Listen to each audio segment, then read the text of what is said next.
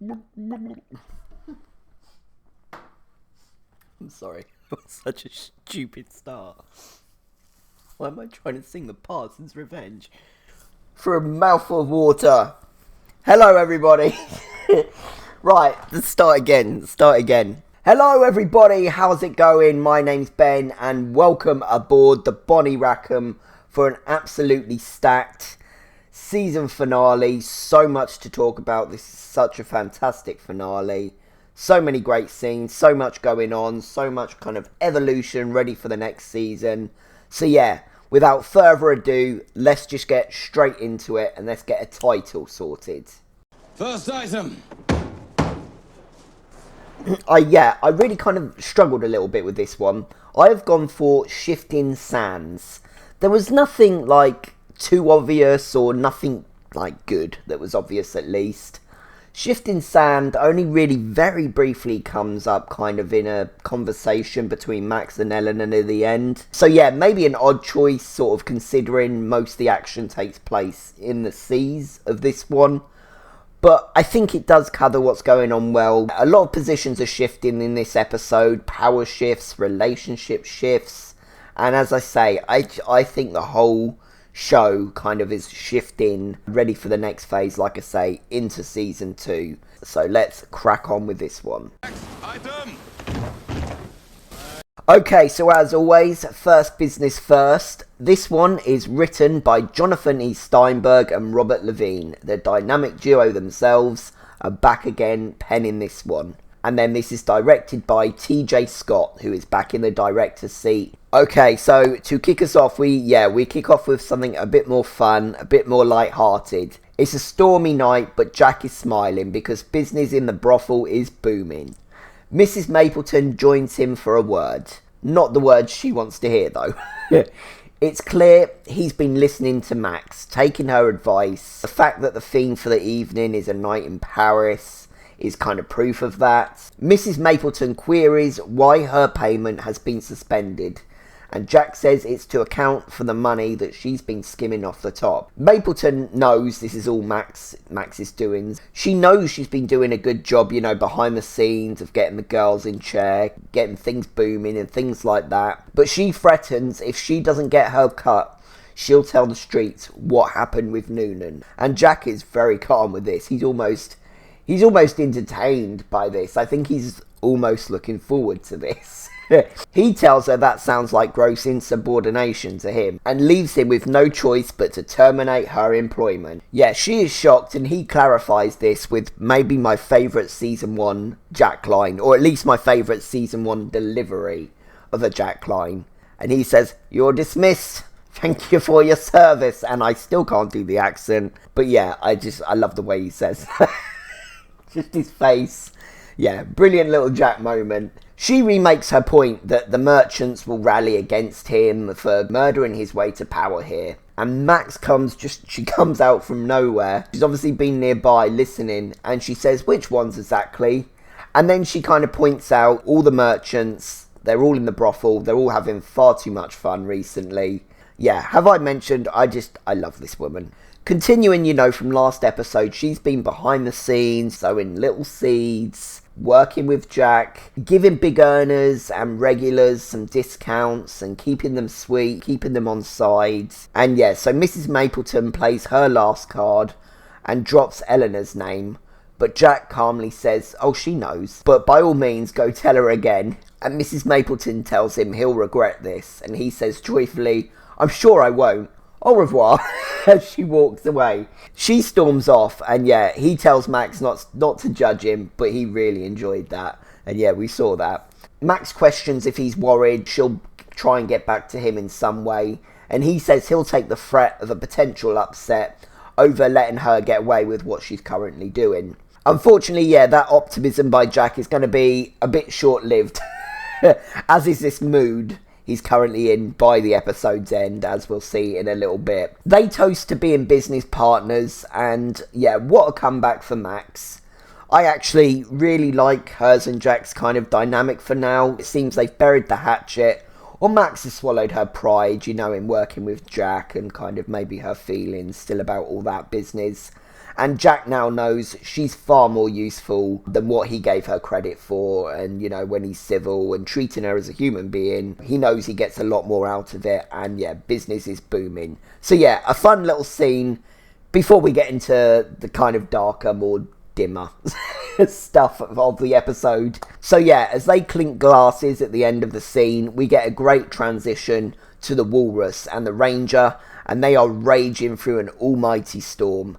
Back to some great ship action this episode.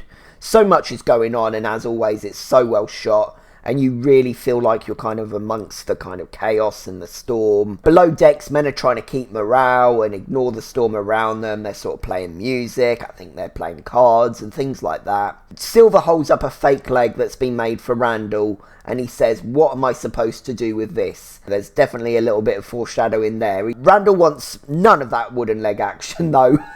Just chucks it away as soon as Silver turns his back. But yeah, like some other moments in this episode, some things that are said and things that are done, that wooden leg will come back into play by the episode's end. So we'll keep a little tab on that.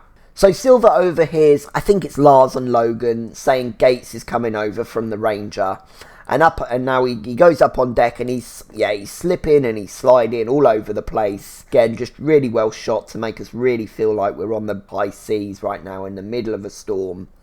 And he makes his way over to Flint's cabin, where Gates has also joined them. It is now time for John to reveal the final piece of his schedule, as they'll be upon the Urca in the morning. Flint brings out a logbook he's put together that has all the Urca's kind of possible courses he's noted down. And he sort of says to Silver, if he writes down one that corresponds with one he's already written, then odds are his information is accurate.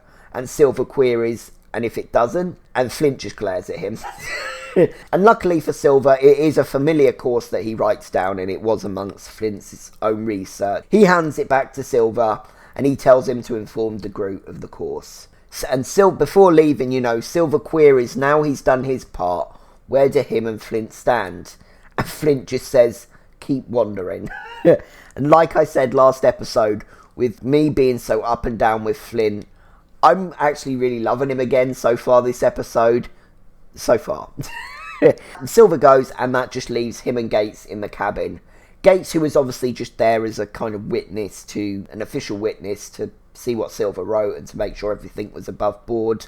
He wants to clearly make a hasty retreat back to the Ranger. But Flint says, let's not tempt fate, and he brings out a bottle of booze. I'm not an alcohol person, so I'm not too familiar what this is. But Flint says it's old stock he's been saving, just for the right occasion. And says his thinking is by tomorrow they'll either be able to afford a lot more of it, or, as Gates finishes, we'll be too dead to care. It's clear Gates doesn't want to be here. Maybe he's still just, completely done with Flint. But maybe there's also a bit of worry on him that Flint will talk him down a bit, which is maybe Flint's plan here, I think. A bit of dancing going on, with both these guys, which, obviously in a moment leads to such an amazing scene. So Silver hands the group the course that they're to take, and of course the group questions it, because the group questions and has an opinion on bloody everything, as I've kind of noticed now through this watch through. As the group wanders off, Silver says that man has a strange way of handling the prospect of imminent wealth beyond reason, and Dufresne, who is also in the room, just kind of stares at him. These two are not being the most subtle or smartest kind of mutinists at the moment, are they? They are not subtle this episode, and they are not very good at it at all. Okay, so we're at Eleanor's now, and she's watching the storm from her balcony. She's looking a bit concerned about it. And Scott enters, and he's doing a bit of business for Hornigold. And in this scene, they resolve a little bit of their tension that's built up since his betrayal, which is quite nice. Eleanor's worried about the storm, like I say, it's a ship killer. She says perhaps the gods are on his side, meaning Scott, in terms of him being against the Urca. Maybe his wishes are about to come true. And Eleanor showing her doubt and all the trouble that the schedule's led to, she's kind of they're talking about all that. And all that it's led to between him and her, between her and Max. I think the worries of if it all falls through are just playing on her mind here. It could all just be for nothing, as she points out. And Scott says perhaps trouble was just always going to happen anyway, schedule or not. He says, tomorrow that thing you conceived out of thin air becomes real. That is not nothing. And yeah, that's more like it, Mr. Scott. He's putting aside his reservations here and just being someone supportive for Eleanor in her moment of doubt. I don't think we get too much more of these two in season 2. Maybe a couple of small little interactions, but I don't think we ever fully kind of get them like we've got them this season. Yeah, it's not my favourite dynamic or my favourite kind of double act on the show, I must confess. So I am glad that before he goes off on his little kind of pirate adventures of season 2, they do get a little bit of closure between them. Let's have a gulp of the drink before this one. We've got to have a double dip of the drink before this one. A little bit of fizzy water. Double dip done. Let's get into this one. Now we are upon one of those great Black Sail dialogue and just acting scenes. And one of those scenes you could read a few ways and you could just... you could go on about it for ages. So I've just tried to sum it all up in briefly as I can. Yeah, so this is how I read it. On the surface, it looks like two old friends, currently at odds, but they're sort of rebonding here. They're sharing moments, and they're being amicable over a drink. But I think there's a lot more going on without it being said. So yeah, they talk about Mr. Craig, a former crew member, and they laugh and share some memories over him. Yeah, such a bittersweet moment, because as much as you hope this is kind of a reconciliation between them, and their bonds are kind of being made here, and as much as I think Flint might be trying to make it so, he seems generally laughing and reminiscing, and you can see Gates almost kind of battling with himself, almost like he's saying kind of internally, don't forget what he's done. I know you want to keep drinking with your old friend right now and talking memories, but don't forget where we are. And then in a moment, I think more importantly, he thinks to himself, don't let him forget. They laugh some more over this guy, and for time, I won't go into all the talk, dialogue, detailed specifics. But Gates basically says, for all his talk and all his bluster, he found Craig out to be a bit of a liar. In the end, this guy talked the talk, but he never really walked the walk. And yeah, Flint's relaxed tone changes. I think he's catching the parallels that I think Gates is making here. Yeah, so Gates continues, and this guy had a letter that when he died, he wanted delivered to his sister. And Gates did the best he could for a couple of weeks, but after a couple of weeks' search, Gates just couldn't find her. So in the end, he just dropped the letter over the side into the water. And for all the promises he made to Craig, when he realised he couldn't fulfil them, he just disregarded the task that he had been given, because some things are just not meant to be. And then, yeah, we get one of my favourite pieces of dialogue, just I think maybe from the whole show, that just works as, I don't know, a tagline, a final thought on everything. But in this moment, I think it's Gates just saying, all this mess, lies, death, and for what? To what end? For what point? So yeah, Gates just says, there are no legacies in this life, are there? No monuments, no history, just the water. It pays us and then it claims us, swallows us whole, as if we'd never even been here at all. He stares at Flint a moment and then he says, I should be heading back. What a great scene, and yeah, the way I take it is Gates is showing us and Flint, my position on this hasn't changed, because I know yours hasn't. I've got your number, I know what you were trying to do here in this moment, but everything I said before, it still stands. Yeah, just great writing and just outstanding acting here, as like I say, so much is being said here without what is really going on really being said at all. It's all subtle, and it's all kind of what Gates wants to say, but it's all kind of from the mouth of what went on with this Craig guy, and he's just adapting it. Yeah, so much to go into here, and a really great scene. But how do you guys read the scenes? I think first time around, I don't think I read quite as much as what is going on with Gates. Maybe I thought Gates was sort of buckling a little bit, but I don't think he is. I think he knows what Flint's trying to do here, and he's still very much set. Maybe it's where he decides, all right, I'm not gonna see them kill you. maybe that happens here. Either way, however you take it, you're watching a fantastic scene, and you know that much. So, yeah. Anyway, great scene. I love that one. Right. So, yeah, now we're back on Nassau, and it's the next morning, and, yeah, everyone is clearing up the beach, kind of after last night's storm. And talking of storms, Anne is absolutely on one. Jack is trying to have a nice relaxing bath and she is just fuming.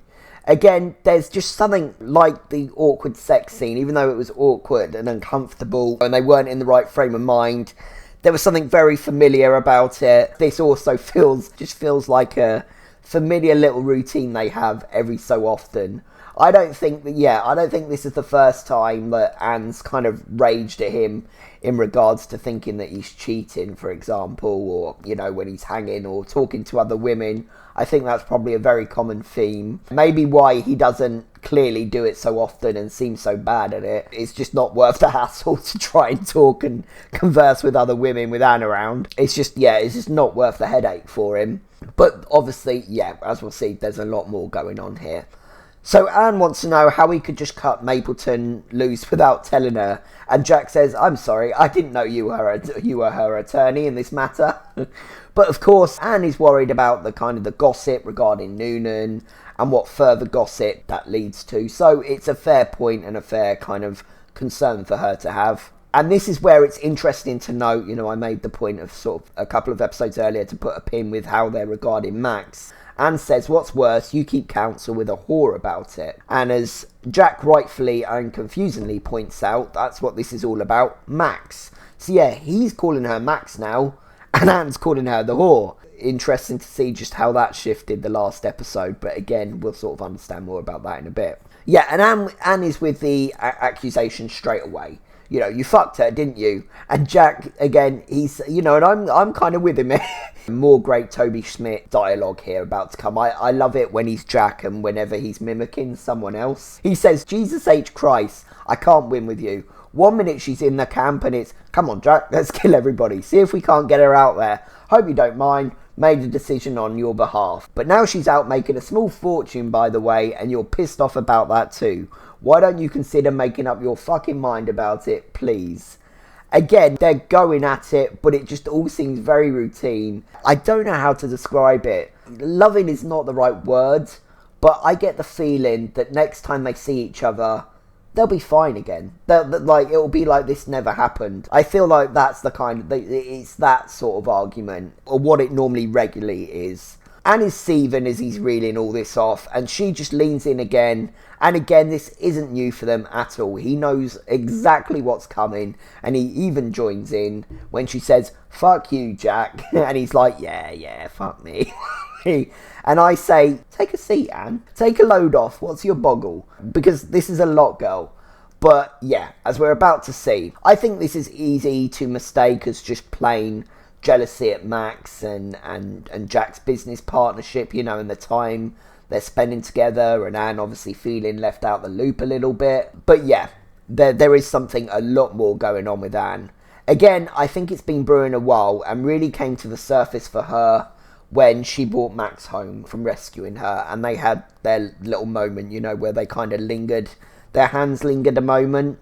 And now we have to bear in mind with this next little bit that Max's room is literally right next door. So she has just heard everything. And yeah, and she is conveniently in kind of mid to no dress, you know, as Anne storms past. And Anne is just stood on the spot. She's gagged. And Max sees her looking, and she drops the towel. She sort of looks straight at her. It's almost like, yeah, I know what's going on here. She's got a little smirk as she grabs her gown to recover herself. And to me, you know, all this kind of bluster and anger, the bigger part of it, I think there is some sense in there in what she was saying about the Mapleton stuff, but the big chunk of it is Anne fancies Max, and she doesn't know how to process it, and now Max knows it, I think. So, alas, yeah, we'll get much deeper into this fantastic dynamic in Season 2. Okay, Daddy's home. I'm sorry, I'm just going to call Vane Daddy once just to get it out my system, okay? Him and his new acquired crew pull up on Nassau in a couple of small boats. Great shot of them walking towards camera with the sun shining in the background. Just a little shot, a little shot of them there. And we're on calmer waters now with the Ranger and the Walrus, and they are coming upon their location. Flint is giving the crew orders of what's to happen when they come across the Urca, and de Groot and Dufresne still not playing the subtle game well, exchanging very obvious kind of glances at each other. Flint's got the crew hyped up on their final approach. The land comes into sight, and there's no Urca to be seen anywhere. Flint is fucked, and he knows it, and he retreats to the cabin. So we are back now on Nassau Beach, and Eleanor hands the captains their manifests, and it's looking like business is ready to continue. She chats with Hornigold and Scott, and Hornigold actually gives her some credit for doing as she says and rebuilding things without her father. She says there's still one step left to accomplish, removing her father entirely.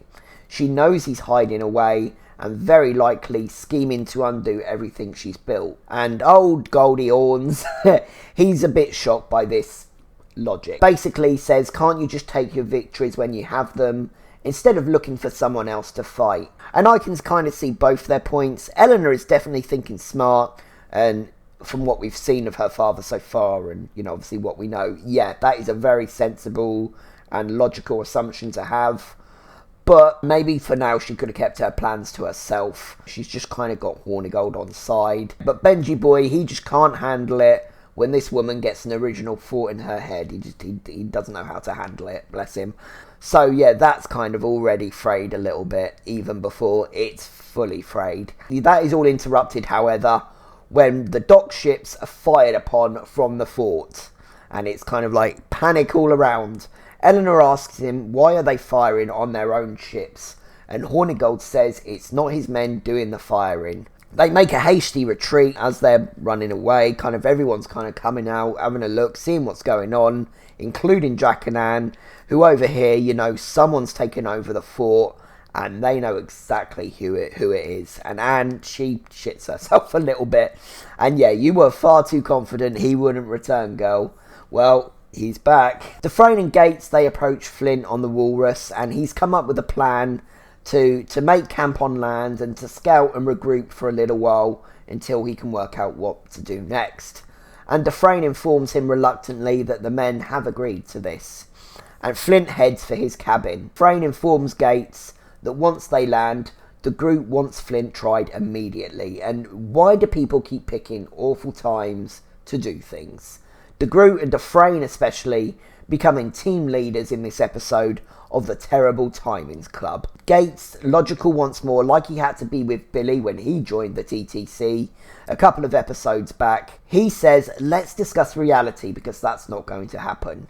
And Gates' loyalty is brought up again, and that he is still just protecting Flint. No, he's being a logical human being in a situation that once more is so much bigger and of immediate issue than the mutiny. As Gates says, what sense is there in de Groot riling all the men up more when they're already on edge? Says men will already be seeing themselves as captain, and before dark the fighting will start. I can't believe we're about to lose, the most logical pirate of them all. The Max of the Seas, if you will. He says they're going to see Flint pay for his crimes, but at home, like civilised men. And Dufresne says he knows they spent the night drinking together, and how can he take him at his words? Gates says they don't have to, and he hands in some papers. Which, we'll find out that, Gates has been spilling all the tea on Flint. But before any more can be said, sails are spotted in the distance. It's a Spanish man of war. Back on deck now, Flint is visibly shook. But it doesn't take long for him to decide the next course of action. Flint wants to fight her, not flee, such as de Groot suggests. Gates demands a word with Flint in private, and de Groot points out as they leave it's suicide to try and take the ship on. Okay. And then in the cabin, Flint says to Gates, you know what, let's head back and regroup and deal with this another day. And they have another drink, and Gates lives happily ever after. No, he doesn't. No, they don't. No, he doesn't. Okay, let's get into this one. So, Gates is trying to talk reason to Flint, who's going into more detail about his plan. He hopes to pass it without conflict, and then both the walrus and the ranger to kind of pincer it in, because they don't want all the guns on them, so to pincer it in and attack before she can force her main cannons upon them. And yeah, Flint's convinced she's escorting the Urka. As Gates points out, wasn't the fact the Urka had no escort the whole reason for this mission, the whole reason they're here? And Flint basically kind of says, shit happens, plans change. And Gates tells him he's taking the Ranger and leaving, and he's going to make a run for it. And Flint says without the Ranger, he has no chance. And Gates almost sadly says, I know. And yeah, it gets tense. So Flint, he says, so you're deliberately challenging my authority here. Deliberately violating your duty. And Gates snaps, his duty is to the men, not to him. But he's violated it more than he can remember in Flint's defence. Flint says if he walks out, he's taking that as an incitement of mutiny. And Gates just snaps back, he's managing one.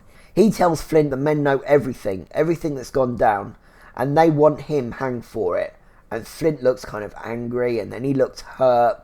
And Gates points out, after Billy, he couldn't convince himself that Flint had nothing to do with it.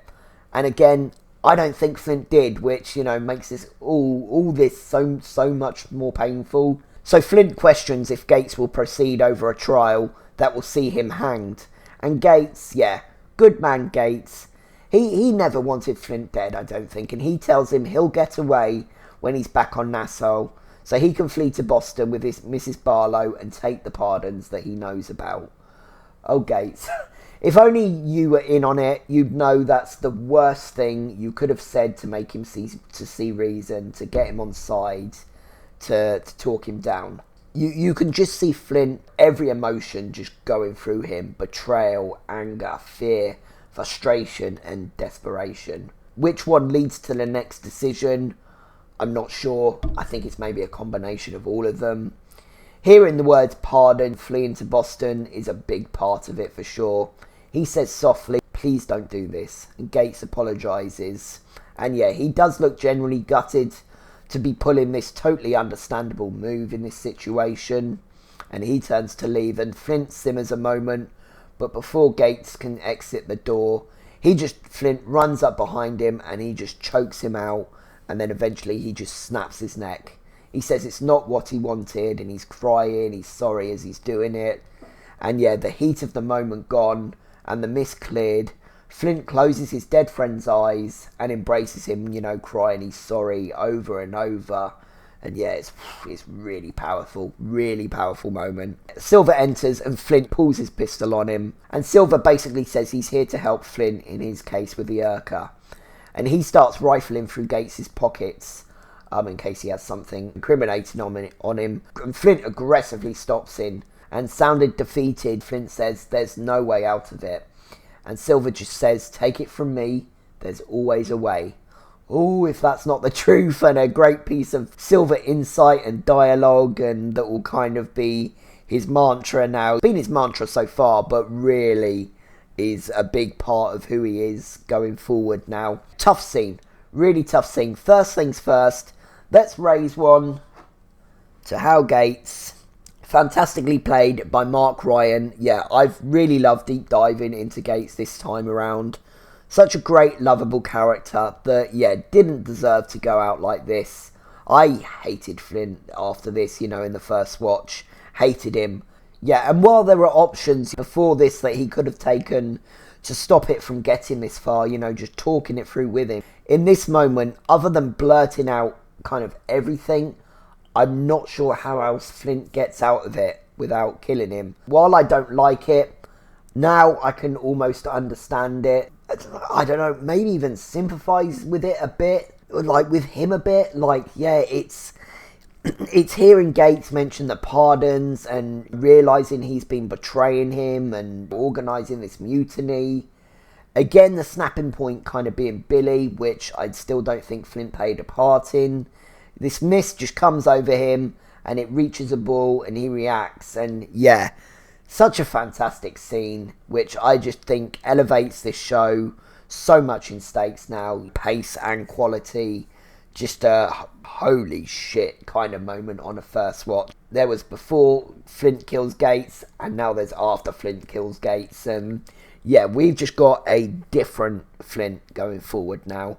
You know, we've really got the Flint that I think kind of levels up into kind of badassery, absolute badassery, non-stop. Yeah, really great, powerful, emotional scene, that one. So now we have Eleanor, Scott, and all the captains kind of trying to work out what's happening. They kind of go on a bit with theories, and ultimately it obviously ends up not being important dialogue, because Eleanor's man, who I really have to wait for the credits to catch his name, because I keep calling him Eleanor's man. It'd be nice to know his name before Ned Lowe does what he does in a few episodes.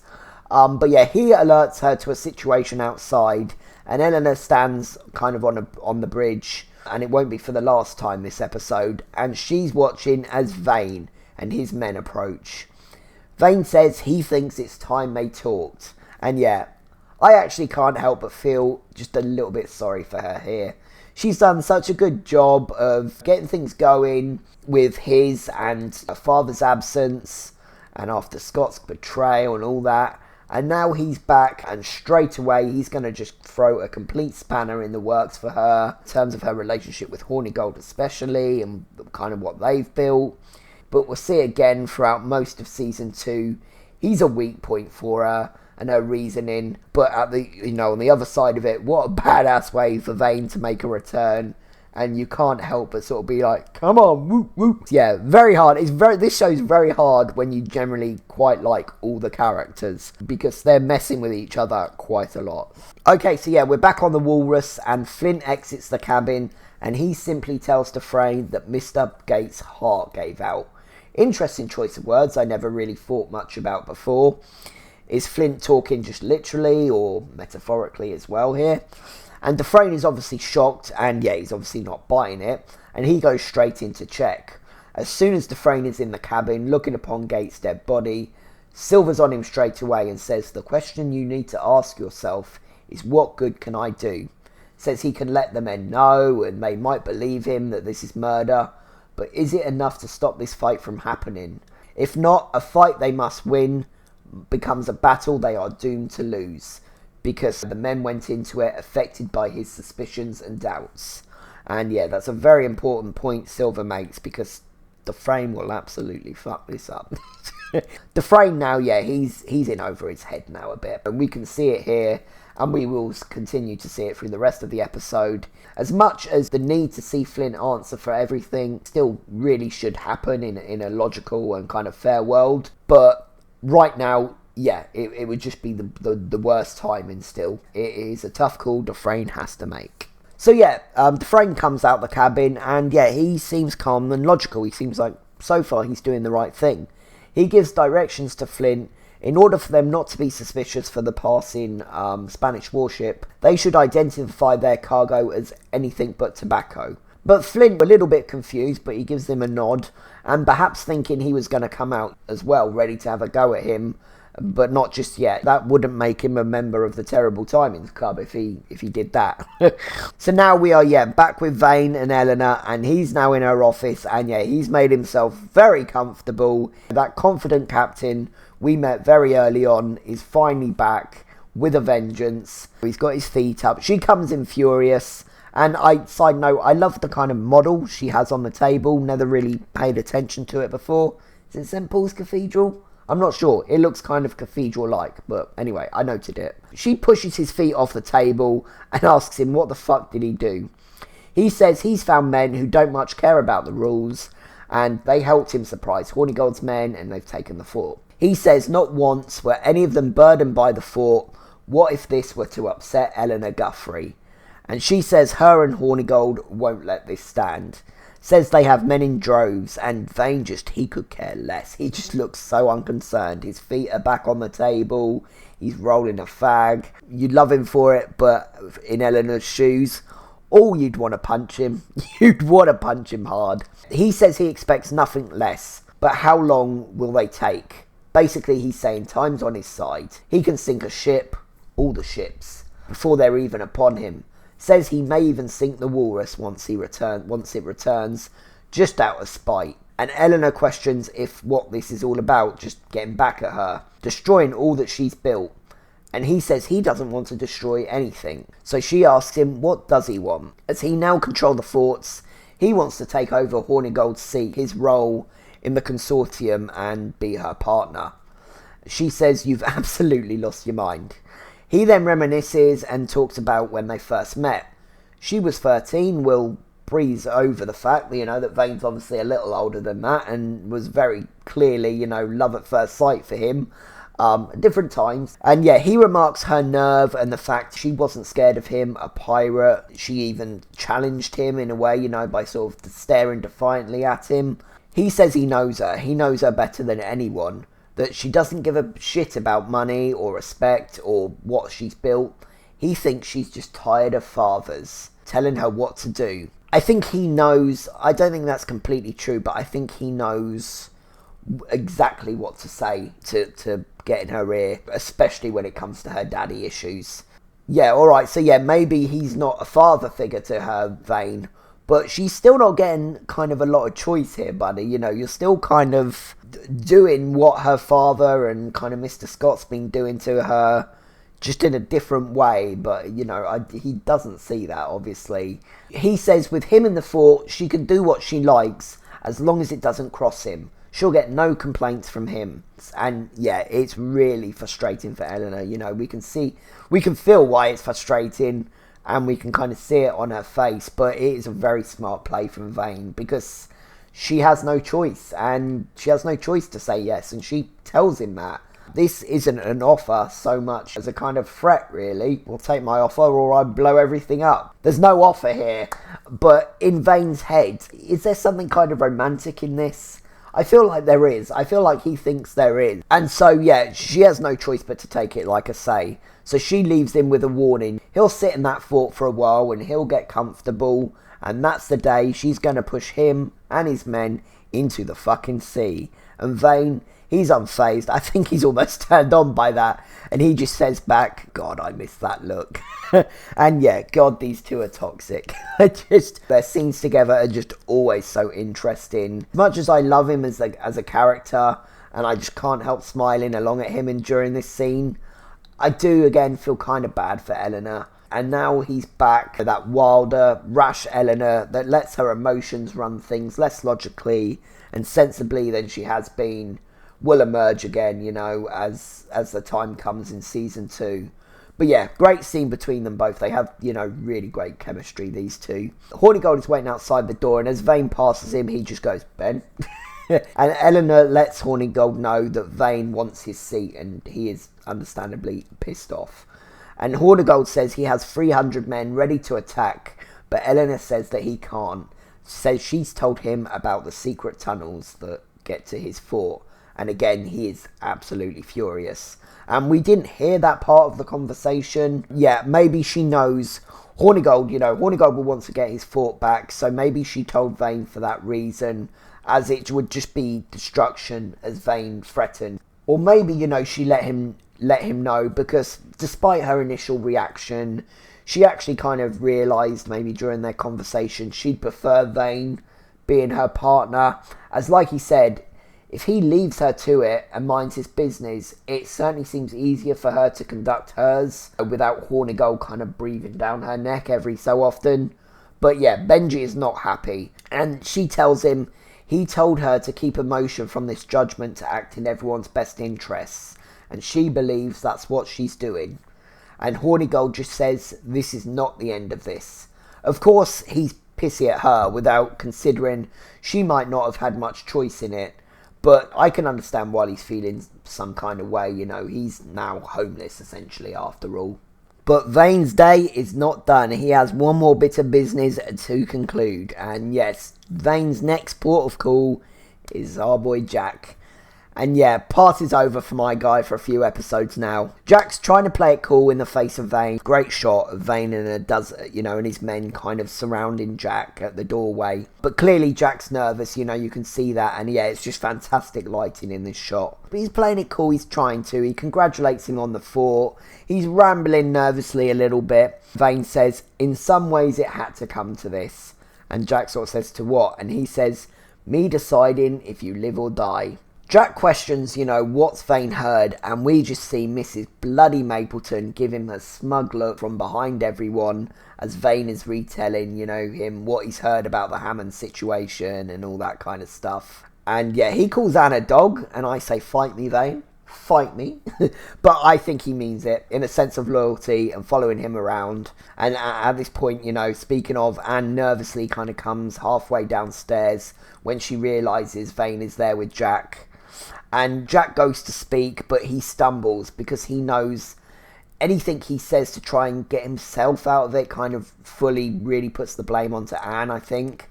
He says today he's less worried about perception than he used to be. As long as he's got the foot, it doesn't matter. He's got the power. So he says, so the street will know what you did, that you betrayed your brothers for a woman. The story will spread far and wide, and you will never sail beneath the black again. You'll sit in this place and rot with the rest of the whores. That is brutal, Vane. Brutal. And yeah, Jack just looks devastated. And it is, as Vane says, something tells me that this will sting worse than dying. And yeah, of course, we know it will for a man like Jack, and we know it does for a little while. The final a little zinger, Vane just kind of looks around, remarks and goes, oh, I love what you've done with the place. And yeah, we'll see more, of the ramifications of this scene and what this black mark kind of means for Jack going into season 2. Okay, so yeah, big action scene coming up. The fucking warship is approaching the Walrus. I don't know if it's the fucking warship, but it's a fucking warship anyway. Yeah, and it's approaching the Walrus, and Silver is relaying information to the Spanish captain as kind of Flint is hidden out of sight, is instructing him. He tells him to inform them they're tobacco traders, which the group remarks to Dufresne was the very thing that Dufresne told him not to say. Dufresne says Flint is making a point to show it's here for the same reason they are. He's making a point to the crew. The Spanish warship passed them, and quietly Flint orders everyone, also hidden the rest of the crew, to their stations, ready to order fire. De Groot says time and time again he plays with our lives. That's when he's not taking them in cold blood. But once more, his influence grows. I actually forgot, or, maybe never really paid attention to how much De Groot is actually against Flint quite early on. He says they're at his mercy with no way to charge him. But Dufresne corrects him and says it only looks that way. Because guess what? Dufresne's about to join the Terrible Timings Club. No, he's not about to join it. He's about to become bloody a founding father of it. Flint is doing arguably what he does best. He's commanding a ship ready for battle. He's readying cannons, he's checking distance. The music's building and the tension's rising, and we just hear a pistol cock. Frayne charges him for tyrannical crimes against his crew. Flint orders the fire. The moment's upon them. He orders the fire, but Dufresne says no. Idiot. Just an idiot. And Silver, who is below, he faces De Groot holding a pistol on him. He knows he's loyal to Flint, likely informed by Dufresne of, his conversation earlier in the cabin with Gates' dead body. It's a double standoff. Dufresne is listing his crimes, and yeah, you can sense that Flint just can feel all he's worked through slipping through his fingers. He's kind of desperately keeps looking back. The perfect moment is escaping them. And Dufresne, he reveals Gates' kind of list of crimes that he wrote down against him, including his plan to take some of the treasure for himself. Flint says they don't have time for this, and he reorders the fire, but no one is taking his orders now. Flint goes to light the cannon himself. This man's stubbornness, it knows no bounds. Dufresne is having none of it though, and he shoots him in the shoulder as a warning. Still, Flint tries to pick up the charge, and again goes to try and light the cannon, and you can't help but almost kind of root for him here. There's just something so fucking hell. He's still going. It's clear that Dufresne's timing is just going to mess everything up. Yeah, I both kind of hate that I really root for kind of Flint in this moment. Maybe it is hindsight that kind of does.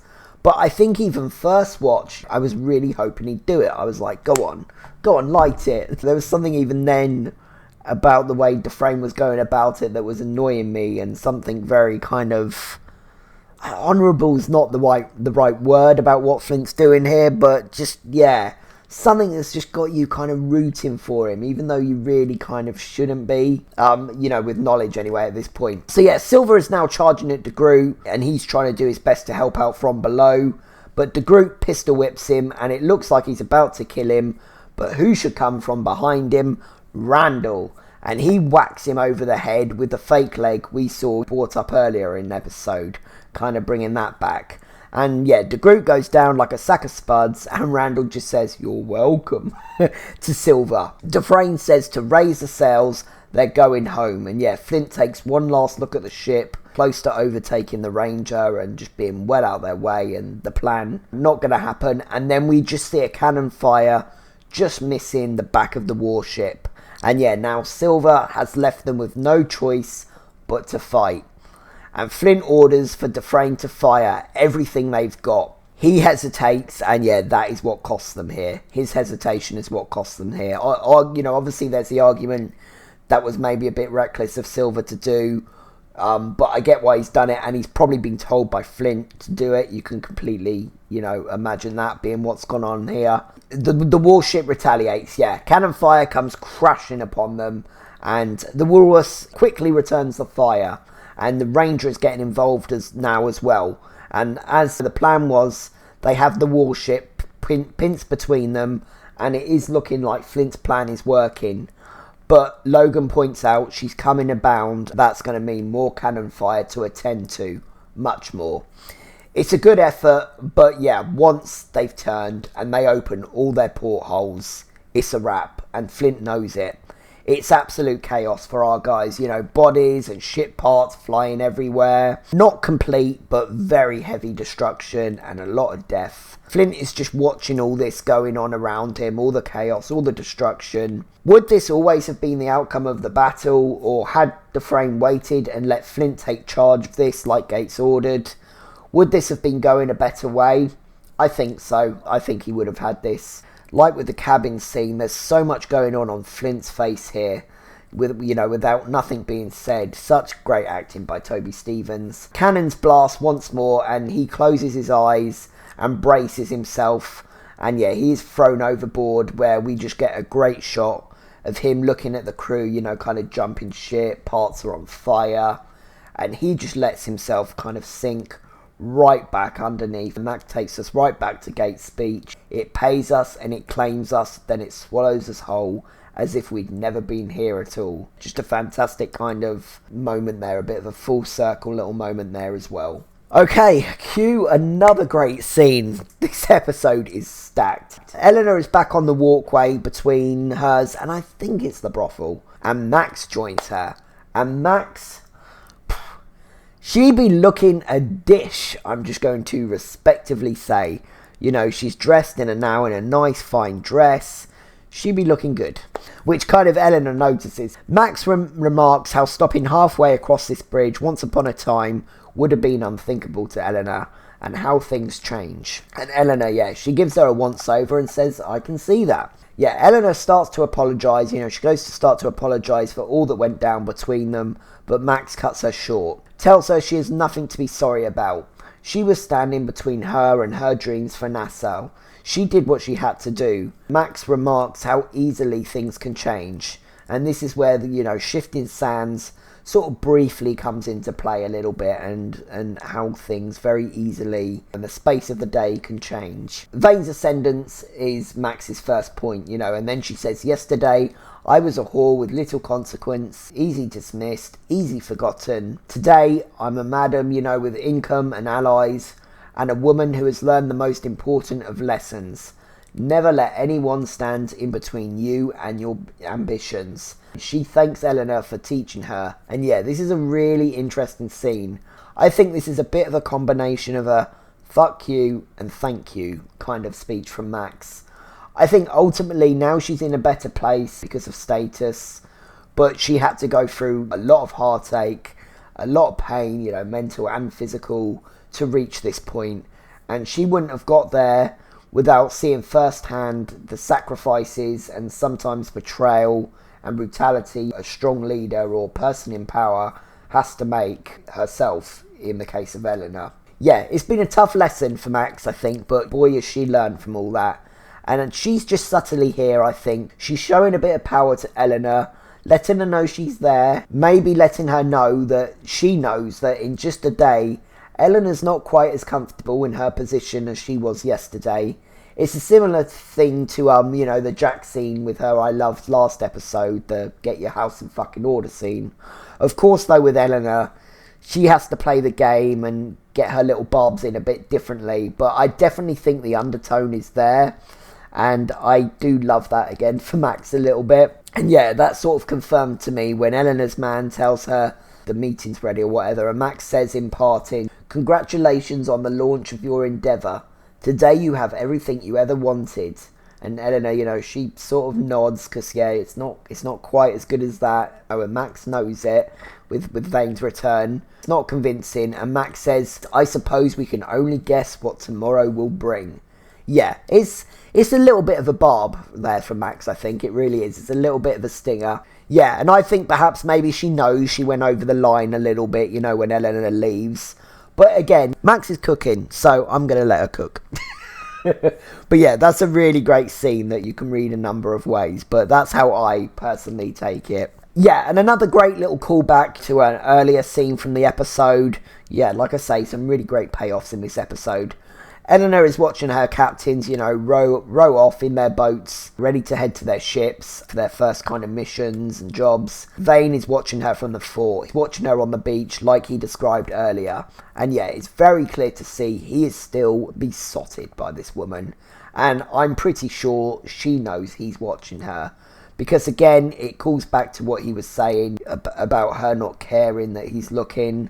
And she sort of smiles, but I do think she has a bit more of the Waits world on her shoulders again now. And yeah, and boy, like I say, are things going to get complex next season for these two.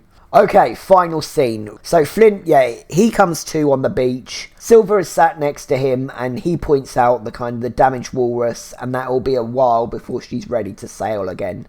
Says him and Flint have been charged with provoking, this whole mess. Then a distorted, out-of-focus figure approaches. Hands up, who thought this was Billy first time around, because I did. Sadly it's not, it's Dufresne, but, And Flint asks him, "Why am I still alive? Why didn't he kill him?" And Dufresne doesn't answer. He just kind of starts walking and makes for them to follow him. As they pass over a hill, Silver tells Flint that what he told him was certain on the information regarding the Urca, only they both failed to account for the weather.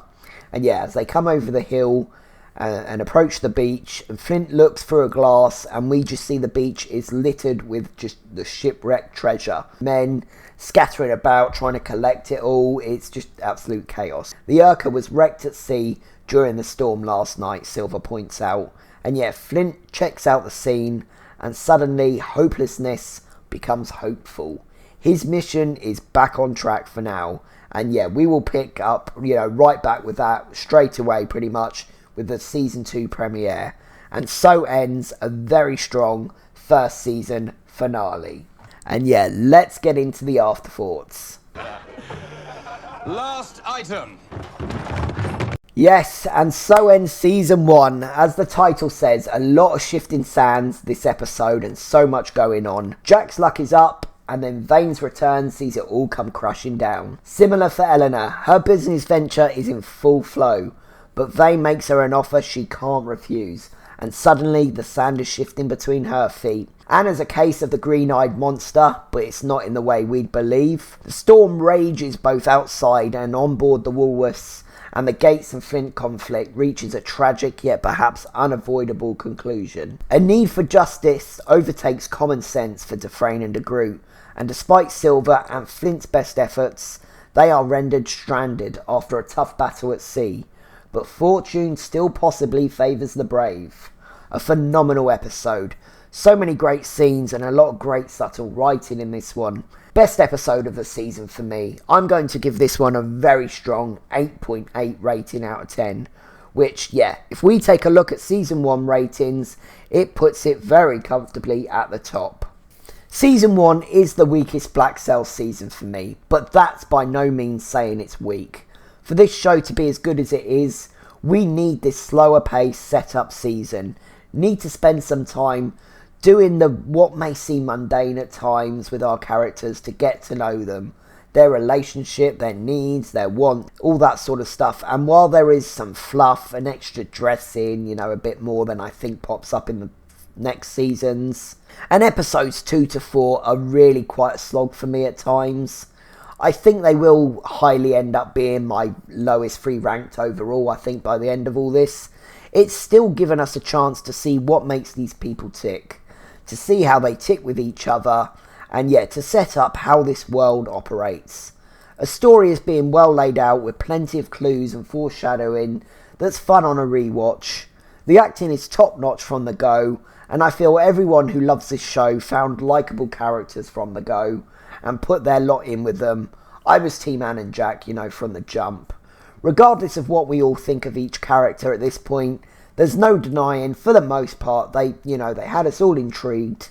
Flint and Silver especially, you couldn't help but feel something special is slowly being built here, regardless of what you thought of them throughout this season, which for me, honestly, isn't a hell of a lot. Silver especially, he's just kind of there slowly doing bits, and Flint, he's not particularly, I don't want to say likeable this season, but there's still so much mystery around Flint at this point. For a show about pirates, the ship action is maybe seemingly lacking a bit this first season, but again, combine what's going on Nassau being just as important and essential for a setup, and the fact that I don't think Stars have provided them with much, with maybe the biggest budget at this point going into the first season as sort of a trial. They used what budget they did have really just so well. This episode and episode 5, the case in point for that.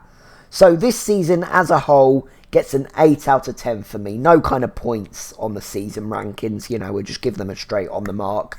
Okay, so let's get straight back to episode business, and it's MVP time. I have got 3 very strong contenders for this one. Gates gets a quick mention outside of the 3 for still planning to see Flint get away with his life despite everything, and for again being logical and ultimately right on Dufresne's bad timing. A great, really likeable character I would have loved to have seen more of, but ultimately for Flint's evolution I think was always going to need to kind of go out this way. And so on to Flint. I know maybe odd he's in contention. He murdered a man in cold blood. That doesn't deserve reward. Maybe this nomination, is kind of more for Toby Stephens' kind of performance this episode. Despite what he does to Gates, when it comes to the battle, I'm really rooting for Flint. I just can't help myself. There's just something so powerful seeing this man with a bullet in his shoulder, still just doing everything, with the world against him, still doing everything in his power to see his plans through. To know on a rewatch how he's watching it all fall apart in front of him, but to feel his hope again by the episode's end. However though, I think it's ultimately not to be Flint's first time in the MVP sum for me just yet though.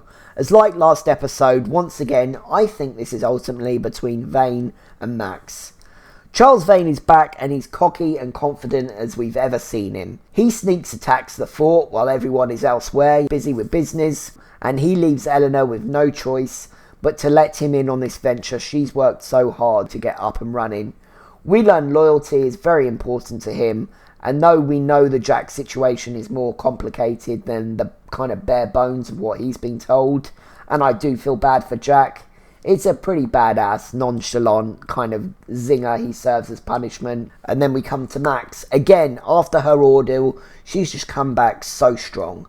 She's been advising Jack, doing things behind the scenes, getting business booming, cleverly getting merchants on side, and she and Jack, together they kind of get rid of Mapleton, and she now co-owns the brothel with Jack. Just that scene alone, and I think Vane probably gets his second MVP in a row. But again, calling back to that scene on the bridge with Eleanor, and I think Max, not unlike Gates in his and Flint's first cabin scene, she is saying so much to Eleanor here, without actually saying it. She's doing it very smartly. Yeah, I can't in good faith bid this season farewell without giving Max an MVP honour for sure. For her rise after all she's gone through. It's not as though she'll never be in contention again, but Flint and Silver will start playing, a much bigger part in these MVP kind of discussions, dominating them at times. So I wanted to make sure this first season, names that might not get such a strong shout out episode after episode, had a chance to at least get off the mark this season. So yeah, let's take a final look at this season's MVPs. With Max on the board now, it's still an even playing field all round. Sadly Gates will never have a chance to further his tally, but a small, little decent head start for everyone else featured. So yeah, very quickly to close, best scene and quote. I'm not going to take up much more of your time. This is a pretty easy one. Every scene is pretty much great, as I've discussed in detail. So I'm going to quickly tie them both into one and vote the Gates and Flint first cabin scene with a fantastic quote, which sadly, becomes Gates' fate and his eulogy. There are no legacies in this life, are there? No monuments, no history, just the water. It pays us and then it claims us. Swallows us whole as if we'd never been here at all.